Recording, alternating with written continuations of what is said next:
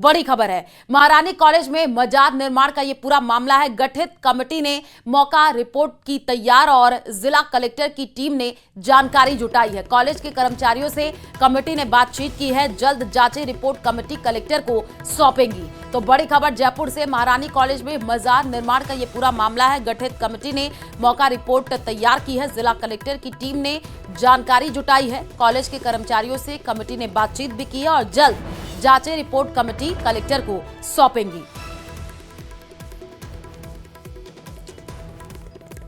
तो जयपुर से आपको ये बड़ी खबर बता रहे हैं और ये मजार भी साथ ही साथ आपको दिखा रहे हैं। महारानी कॉलेज में मजार निर्माण का ये पूरा मामला बताया जा रहा है और गठित कमेटी ने जो है मौका रिपोर्ट तैयार की है। जिला कलेक्टर की टीम ने सारी जानकारी जुटा ली है। कॉलेज के कर्मचारियों से कमेटी ने बातचीत भी की है। बातचीत के आधार पर एक रिपोर्ट तैयार की गई है। जल्द जांचे रिपोर्ट कमेटी कलेक्टर को सौंपेंगी। उसके बाद से निष्कर्ष निकलेगा। जांच क्योंकि इस पूरे मामले की अब की जा रही है और ये तस्वीर भी साथ ही साथ हम आपको स्क्रीन पर दिखा रहे हैं। और कॉलेज के कर्मचारियों से कमेटी ने बातचीत की है और बातचीत के आधार पर ही एक रिपोर्ट तैयार की गई है। तो जल्द ये जांचे रिपोर्ट कमेटी कलेक्टर को सौंपी जाएंगी।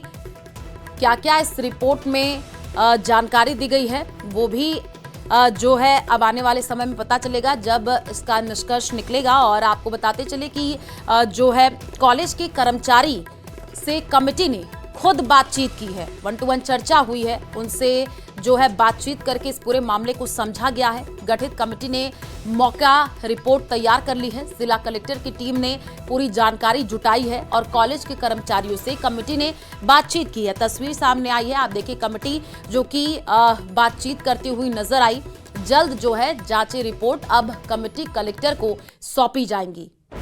तो कॉलेज में मजार रिपोर्ट तैयार हो चुकी है। बड़ी खबर आपको बता रहा है, महारानी कॉलेज में मजार निर्माण का ये पूरा मामला है और उसी को लेकर के जो है ये विवाद खड़ा हुआ। कई तरीके के बयान भी सामने आए। अब जो है गठित कमेटी ने रिपोर्ट तैयार कर ली है क्योंकि एक कमेटी का गठन किया गया और कमेटी अब जल्द जो है ये रिपोर्ट जो तैयार की गई है वो कलेक्टर को सौंपेगी। ज्यादा जानकारी के लिए संवाददाता रोशन हमारे साथ लाइव जुड़े हुए हैं। रोशन, जानकारी जुटा ली गई है, कॉलेज के कर्मचारियों से कमेटी ने बातचीत की है, आगे क्या कुछ होगा, जानकारी दीजिए।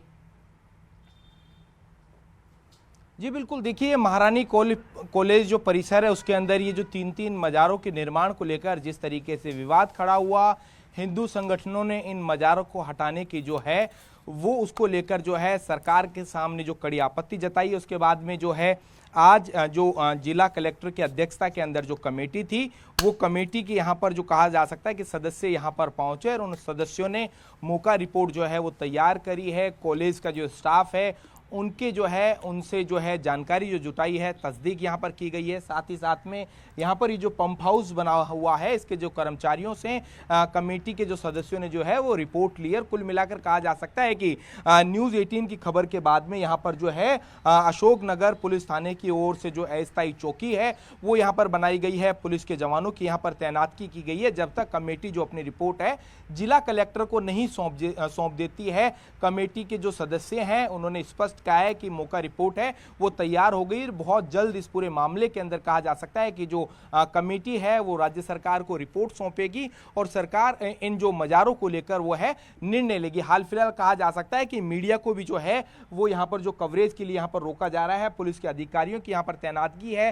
किसी भी तरीके के यहाँ पर जो वीडियोग्राफी है उसके लिए यहाँ पर जो है वो रोक दिया गया है। तस्वीरों के अंदर भी यहाँ पर जो पुलिस के जो अधिकारी वो ये कहते हुए नजर आए कि यहाँ की जो वीडियोग्राफी है उसके ऊपर जो है वो प्रतिबंध लगा दिया गया है। तो कुल मिलाकर कहा जा सकता है कि जिस तरीके से जो पूरा मामला जो है सेंसिटिव बन गया उसके बाद में सरकार भी कहीं ना कहीं इस पूरे मामले की जो है निष्पक्ष जो है जांच में जुटी हुई है। सबसे बड़ा ये सवाल ये है कि आखिर महारानी कॉलेज कैंपस के अंदर ये जो मजारें हैं आखिर वो कब बनी, कितना इनका पुराना अस्तित्व है। तो ऐसे में कुल मिलाकर कहा जा सकता है कि जब तक जो जांच कमेटी इन मजारों को लेकर रिपोर्ट नहीं सौंप देती है, जब तक जो है किसी भी प्रकार का जो है वो हाल फिलहाल जो है वो एक्शन नहीं लिया यहाँ पर जाता हुआ दिखाई दे रहा है।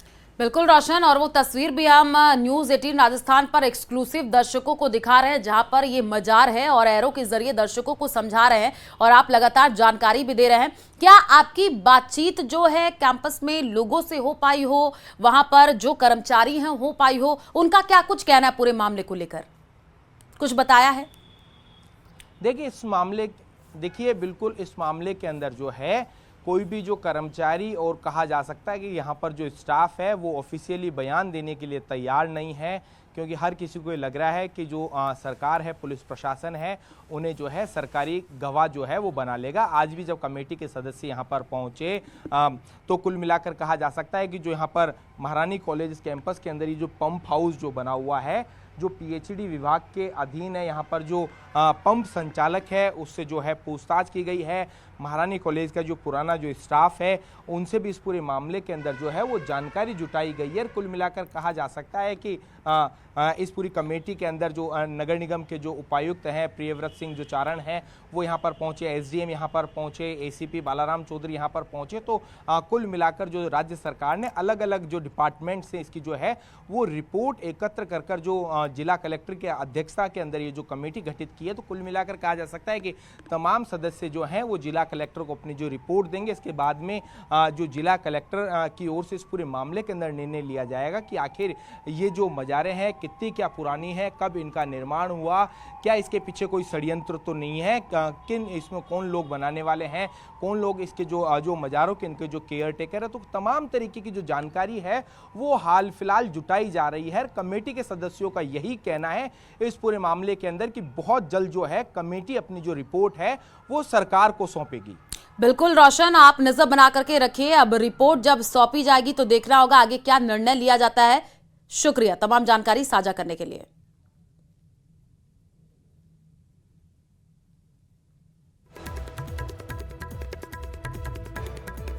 अभी तो क्या कमेटी इनिशियल स्टेज में पहली बार मिली है और सभी डिपार्टमेंट्स जो हैं उन्होंने अपना अपना जो रोल है वो देख लिया है और हम वापस रीअसेंबल भी होंगे और प्राइमा फेसी चीज़ें जो है वो अभी समझ में आई है, वही हमने एक बार डिस्कस किया है। तो जब भी फाइनल होगा हम एक बार अपडेट कर देंगे। हाँ, सब कंप्लीट सीसीटीवी भी हैं, पुराने यहाँ जो एक टंकी बनी हुई है उसका भी रिकॉर्ड चेक कर रहे हैं। यूनिवर्सिटी का जो इंजीनियरिंग डिपार्टमेंट है उससे भी रिकॉर्ड लिया है और जो कमेटी के 6 सदस्य हैं उन सबसे भी एक एक चीज़, मतलब अपना डिपार्टमेंट का जो विशेषज्ञ वो हैं वो अपनी तरफ से अपने अपने कमेंट्स दे देंगे। उसके बाद फाइनल हम इसको कर लेंगे जैसा भी रहेगा। और जोधपुर से बड़ी खबर है, कैबिनेट मंत्री जोगाराम पटेल का जोधपुर दौरा। जोगाराम पटेल ने गहलोत के बयान का जवाब दिया है। गहलोत ने शेखावत के माता पिता को बदनाम किया। यदि कोई दस्तावेज है तो सार्वजनिक करे। जोगाराम ने कहा, कोर्ट में जो दस्तावेज पेश किए गए मेरी जानकारी के अनुसार उसमें शेखावत व उनके परिवार का नाम नहीं है। तो बड़ी खबर जोधपुर से आपको बता रहे हैं, कैबिनेट मंत्री जोगाराम पटेल का जोधपुर दौरा और जोगाराम पटेल ने गहलोत के बयान का जवाब दिया। सुनिए।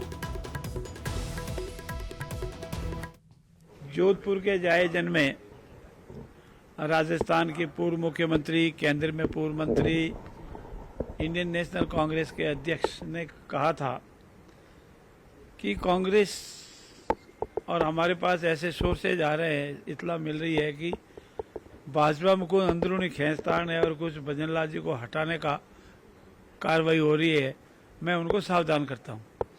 मेरा आपकी मार्फत सब निम्रता से निवेदन है, उसका जवाब भाजपा वालों ने तो बहुत मर्यादित भाषा में कहा है। हम भाजपा एक अनुशासित पार्टी है, हमारे यहाँ 5 साल के लिए मुख्यमंत्री बनता है और हमारे यशस्वी मुख्यमंत्री जी, प्रधानमंत्री और प्रदेश और देश के नेतृत्व से और भी मुख्यमंत्री अगली बार भी बनेंगे।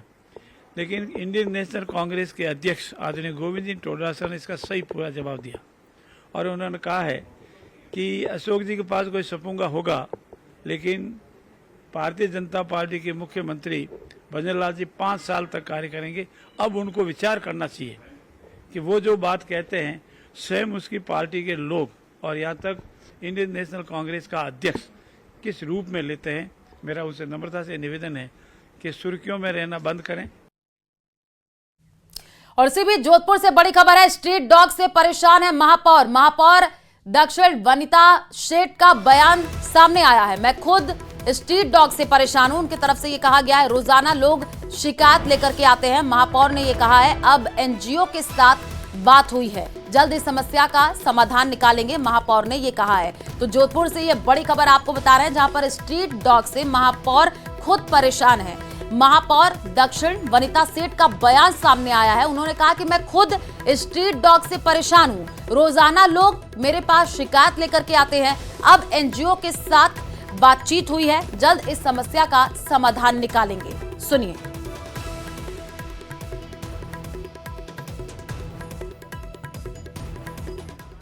और बीच में 4-5 बार हटाने की कोशिश की गई, तो 2-3 एनजीओ जो परेशान कर रहे हैं, उसकी कल ही मेरे से अपने कई वकीलों से भी बात हुई है इसमें। और इसमें यह है कि जो बीमार हैं उसको हम जल्दी, और जो काट रहे हैं, अब वो ये कह रहे हैं कि जो काटते हैं बस उन्हीं को ले जाओ, तो ये तो वहां पे जाके जो पकड़ने जाते हैं वो चिन्हित नहीं कर सकते। पर जल्दी ही इसके लिए एक ड्राइव चलाएंगे और हम इनको पकड़ने की हटाएंगे, क्योंकि लोगों को बहुत काट रहे हैं। और अभी बीच में 2-3 बार आया है कि किसी को काटा भी, जिसने एक नाले से निकाला। दौसा से बड़ी खबर है। मूसलाधार बारिश के बाद सड़क बह गई है। दौसा के नांगल चापा से सुरवाल मार्ग की सड़क टूट गई है। कुछ घंटे तो सड़क के नीचे होकर के तेज बहाव निकलता रहा और उसके बाद सड़क ही बह गई। सड़क टूटने से अब सुरवाल ढाड़ी का नांगल चापा से संपर्क कट गया है। तो बड़ी खबर आपको बता रहे हैं दौसा से, जहां पर मूसलाधार बारिश के बाद सड़क बह गई है। दौसा के नांगल चापा से सुरवाल मार्ग की सड़क टूटी है। तस्वीर आई है जो कि आपको स्क्रीन पर दिखा रहे हैं। और कुछ घंटे तो सड़क के नीचे होकर के तेज बहाव निकलता रहा और उसके बाद सड़क ही बह गई। सड़क टूटने से अब सुरवाल ढाड़ी का नांगल चापा से संपर्क कट गया है। खान मंत्रालय का रेटिंग पुरस्कार समारोह, सीएम भजन लाल पुरस्कार समारोह में मौजूद है। क्या कुछ कह रहे हैं, सुनिए। वालों को सम्मानित करने का भी है। ये खनन को न केवल आर्थिक प्रगति का आधार बनाता है, बल्कि प्रकृति, पर्यावरण और समाज के प्रति हमारी जिम्मेदारी को भी बताता है। यशस्वी हमारे देश के प्रधानमंत्री श्री नरेंद्र मोदी जी का कहना है कि आज भारत दुनिया के सामने एक उदाहरण प्रस्तुत कर रहा है। अर्थव्यवस्था, परिस्थिति की दोनों एक साथ चल सकते हैं, आगे बढ़ सकते हैं। भारत ने यह रास्ता चुना है। खान मंत्रालय भारत सरकार द्वारा शुरू की गई स्टार रेटिंग इसी भावना का विस्तार है। यह प्रणाली केवल खनन गतिविधियों की मूल्यांकन प्रक्रिया नहीं है, यह पर्यावरण, संरक्षण और सामाजिक उत्तरदायित्व को बढ़ावा भी देता है। मुझे खुशी है कि इस प्रणाली के तहत खनन पट्टों के प्रदर्शन को वैज्ञानिकता, सतत विकास, जल प्रबंधन, वृक्षारोपण, सामाजिक उत्तरदायित्व जैसे महत्वपूर्ण मापदंडों पर आंकना शुरू किया है। वर्ष 2023-24 के लिए स्टार रेटिंग पुरस्कार विजेताओं को मैं हृदय से बधाई देता हूं। आपने यह सिद्ध कर दिखाया है कि उत्पादन और पर्यावरण संवेदनशील साथ साथ चल सकते हैं। आपने पर्यावरण की रक्षा के, जल संरक्षण और स्थानीय समुदायों के विकास में भी महत्वपूर्ण योगदान दिया है। मैं अगर राजस्थान के बारे में मैं कहूं तो राजस्थान न केवल अपनी सांस्कृतिक विरासत और प्राकृतिक सौंदर्य के लिए जाना जाता है, बल्कि खनिज संपदा के क्षेत्र में देश में अग्रणी है। और ये बात मैं इसलिए कहना चाहता हूं कि राजस्थान को खनिजों का संग्रहालय कहा जाता है। राज्य में लगभग 85 प्रकार के धात्विक और अधात्विक खनिज उपलब्ध हैं, जिनमें से लगभग 57 खनिजों का दोहन किया जा रहा है। हमारे राज्य में उत्पादित खनिज देश के कुल खनिज उत्पादक मूल्य का 12% हिस्सा है। खनन क्षेत्र प्रदेश की जीडीपी में भी अपनी महत्वपूर्ण भूमिका निभाता है। मुझे ये बताते हुए गर्व है कि और अनुभूति भी हो रही है कि राजस्थान में खनिज ब्लॉकों की नीलामी के क्षेत्र में भी अभूतपूर्व प्रदर्शन किया है। राजस्थान प्रधान खनिज के खनन पट्टों की नीलामी में शतक लगा चुका है। इसके अलावा अप्रधान खनिज के 960 एवं क्वारी के 137 प्लॉटों का सफलतापूर्वक नीलाम की जा चुकी है।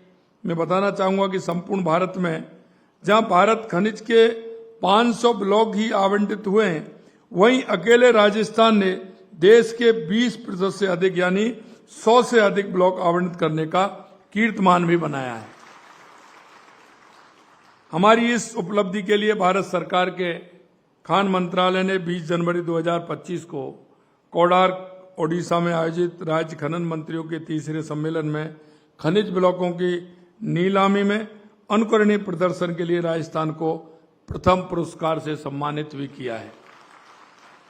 प्रदेश में गत सरकार के समय 2023-24 में माइनिंग रॉयल्टी के रूप में राजस्व 3% बढ़ोतरी के साथ में 7,460 करोड़ रुपए रहा, जबकि हमारे प्रयासों से 2024-25 में रॉयल्टी का राजस्व 9,228 करोड़ रहा, जो गत वर्ष से 24% अधिक था और खान विभाग के इतिहास में रॉयल्टी राजस्व का एक रिकॉर्ड भी था।